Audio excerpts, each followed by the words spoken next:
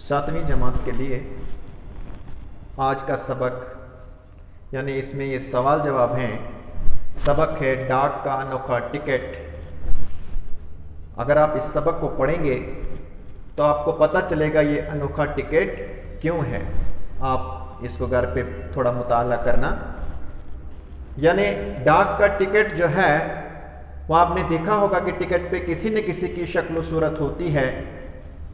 तो इसीलिए पहला सवाल है आपका कि बड़े लोगों के नाम डाक टिकट क्यों जारी किए जाते हैं। यानी उस पे जो शक्ल आप देखते हैं वो आम इंसान की नहीं होती है, वो किसी बड़े ख़ास इंसान की शक्ल सूरत होती है।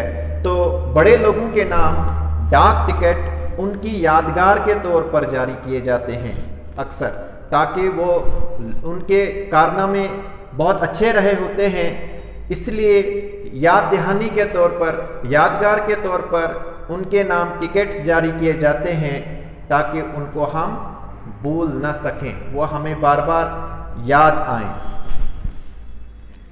तो यहाँ पर हाची का लफ्ज़ है। हाची आप पढ़ोगे अपने लफ्ज़ में, ये कुत्ते के लिए इस्तेमाल हुआ है।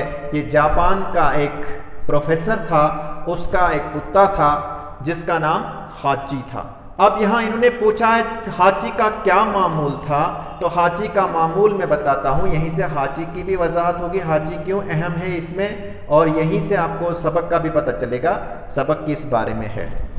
ये जो कुत्ता था इसका, प्रोफेसर का, इसका मालिक, ये अपने मालिक के साथ रोज़ाना स्टेशन तक जाता था और इसका मालिक इसको गाड़ी में लेता था। वो प्रोफेसर था पेशे से, तो फिर उसके बाद कुत्ता वहीं स्टेशन पे रुकता था। मालिक जब वापस आता था अपनी ड्यूटी से तो फिर शाम को वो दोनों इकट्ठे घर लौटते थे वहाँ स्टेशन से। बस यही हाची का मामूल था, मॉर्निंग में यानी सुबह अपने मालिक के साथ स्टेशन तक जाना, वहाँ पे इंतज़ार करना और छुट्टी में उनके ही साथ घर वापस आना। ये बड़ा वफादार कुत्ता था। इसके बाद क्या होता है, इसके मालिक की वफात होती है और फिर ये कुत्ता अपने मामूल से हटता नहीं है। वो अपने मामूल के मुताबिक रोज़ स्टेशन पे जाता है, छुट्टी तक उसका इंतज़ार करता है, वापस आता है, दूसरे दिन फिर जाता है, यानी बहुत मिस करता है, बहुत ढूंढता है ये अपने मालिक को।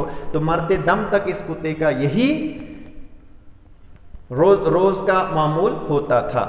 तो फिर इसके बाद यहाँ पे एक क्वेश्चन और आएगा आपको कि जापानियों ने हाची का मुजस्मा क्यों बनवाया था। क्योंकि वहाँ पे ये कहते हैं कि इनके मुताबिक, सवाल के मुताबिक, कि जापान के लोगों ने इस हाची का बहुत बड़ा मुजस्मा वहाँ पर उसी स्टेशन के चौक में खड़ा कर रखा था याद दहानी के तौर पर। यह भी उसकी यादगार के तौर पर, उस हाची की यादगार के तौर पर वहाँ पे वो मुजस्मा बनवाया गया था। तो इसके बाद है जापानियों के गीतों और नगमों में किसका नाम जिंदा है। जापानियों के गीतों और नगमों में हाची का नाम जिंदा है, क्योंकि हाची के नाम को ही वो अपनी गीतों में, अपने नगमों में इस्तेमाल करते हैं। ये वहाँ का एक अहम जानवर रहा है।